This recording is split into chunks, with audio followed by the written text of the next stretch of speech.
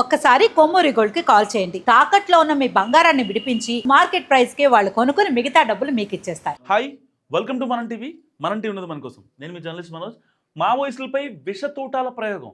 అదేంటి, ఆల్రెడీ మావోయిస్టులు చనిపోయారు, ఆపరేషన్ కగా స్టార్ట్ అయింది, చాలా పెద్ద ఎత్తున మావోయిస్టులు అందరూ ఇటు బ్యాక్ టు ఫామ్ వచ్చేస్తున్నారు, ప్రజల్లో కలిసిపోతున్నారు, జనారణ్యాల్లో ఎవరూ లేరు, సో కేవలం జనావాసాల్లోకి వచ్చేస్తున్నారు. అలా మరి ఇలాంటి టైంలో విష ప్రయోగం ఏంటి, తూటాల ప్రయోగం ఏంటి? సరే, తూటాలంటే ఎన్కౌంటర్లో చేస్తారు, ఓకే ఫైన్, బాగానే ఉంది. మరి విష ప్రయోగం ఏంటి? సరిగ్గా ఈ ఎన్కౌంటర్ చేసే సమయాల్లోనే విష ప్రయోగం చేస్తున్నారట. సో దీనికి సంబంధించి ఒక ఫినిక్స్ కథనం.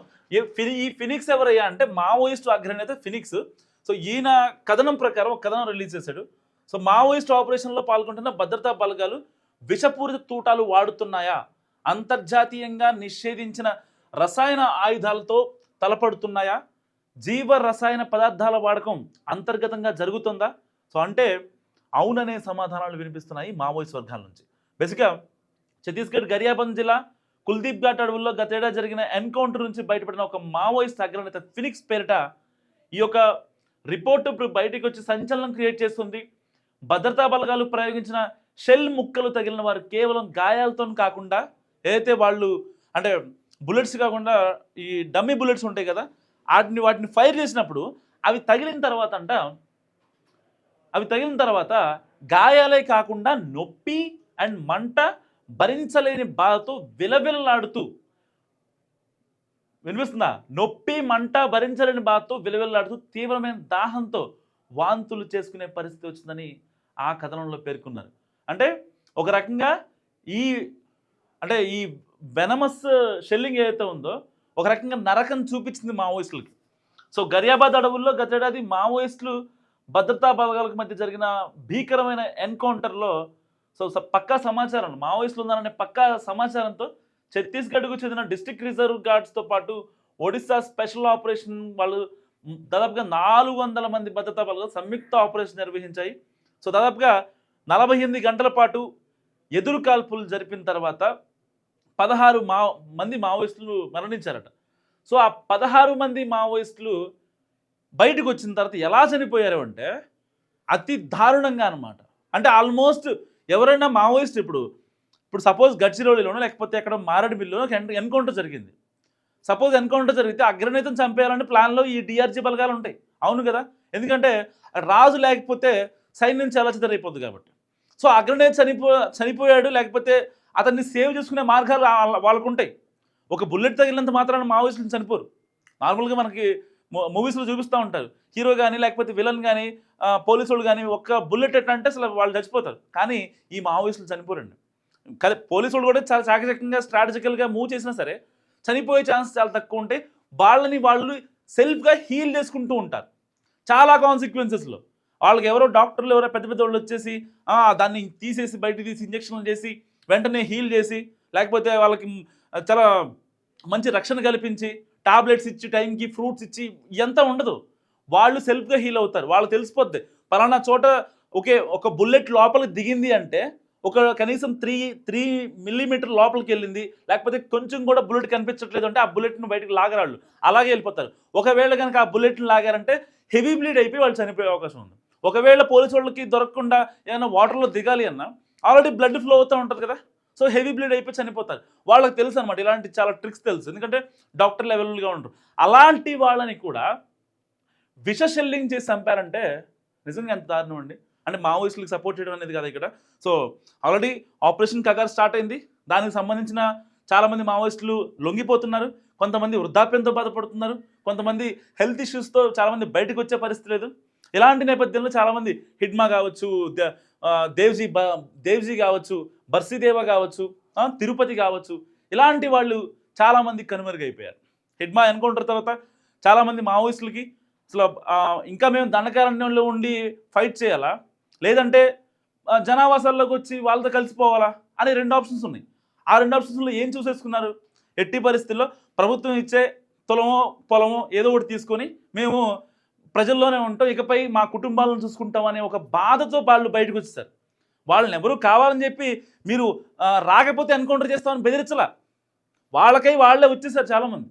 సో కొంతమంది అగ్రనేతలు లైక్ ఇప్పుడు మావోయిస్ట్ ఏదైతే కేంద్ర కమిటీ ఉంటుందో దాని 40 మంది సభ్యులు ఉండేవాళ్ళు. ఇది ఒక కోర్ కమిటీ అనమాట. మనం లేఖలు చూస్తూ ఉంటాం కదా, ఆపరేషన్ వికల్ప్ అని కొన్ని లేఖలు వస్తూ ఉంటాయి, ఆపరేషన్ వారణాసి అని పేర్లు వస్తూ ఉంటాయి, లేకపోతే ఆపరేషన్ దేవ్జీ అని ఇలాంటి లేఖలు వస్తాయి కదా. సో ఆ లేఖలకు సంబంధించిన రిలీజ్ చేసేవాళ్ళు ఎవరైతే ఉంటారో వాళ్ళు కేంద్ర కమిటీలో 40 మంది ఉంటారు. సో వాళ్ళ దగ్గర నుంచి గ్రౌండ్ లెవెల్లో ఉన్న అడవుల్లో ఉన్న వాళ్ళకి ప్రాపర్ కమ్యూనికేషన్ అవుతూ ఉంటుంది. ఏం చేయాలి, నెక్స్ట్ మనం ఎవరిని టార్గెట్ చేసుకోవాలి అనేది ప్రాపర్ కమ్యూనికేషన్ అనమాట. మరి ఇలాంటి నేపథ్యంలో వాళ్ళే ప్రాపర్ కమ్యూనికేషన్ ఇవ్వాల్సిన వాళ్ళే 40 మంది నుంచి 4 మందికి వచ్చారంటే just imagine. So operation Kagar effect ఎంత గట్టిగా ఉందో. నిజంగా ఒక రకంగా చెప్పాలంటే మావోయిస్టులు ఇకపై ఉండే అవకాశం లేదు, లేరింగ్. ఇంకా అంటే ఒక రకంగా మన ఇండియా వైడ్లో ఉన్నది ఒకే ఒక మావోయిస్ట్, అతని పేరే గణపతి.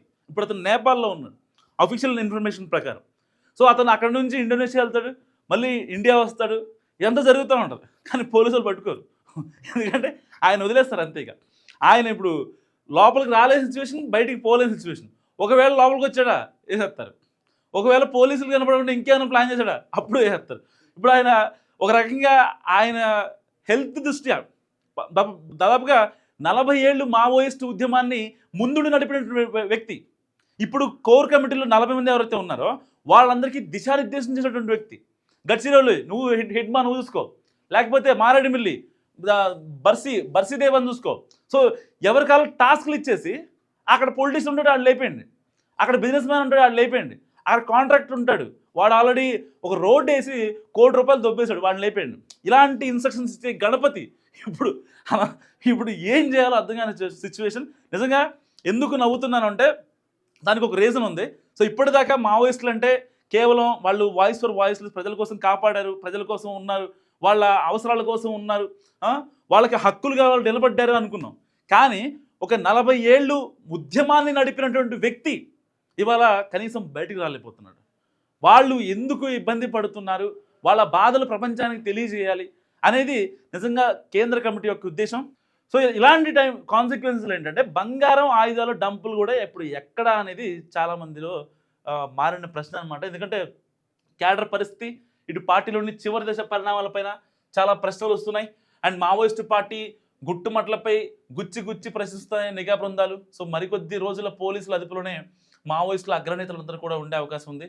సో వీళ్ళు అసలు డబ్బులు ఎక్కడ దాచారు, వీళ్ళకి సంబంధించిన ఆయుధాలు, అండ్ ఇప్పుడు ఫర్ ఎగ్జాంపుల్ ఇటు డిఆర్జీఓ లేకపోతే పోలీసు వాళ్ళు ఆక్టోపస్ ఇంకొకళ్ళు అయితే వాళ్ళకి సంబంధించిన ఆయుధాలు పోలీస్ ఆఫీసర్ల దగ్గర నుంచి వస్తాయి, పై ఆఫీసర్ల దగ్గర నుంచి వస్తాయి.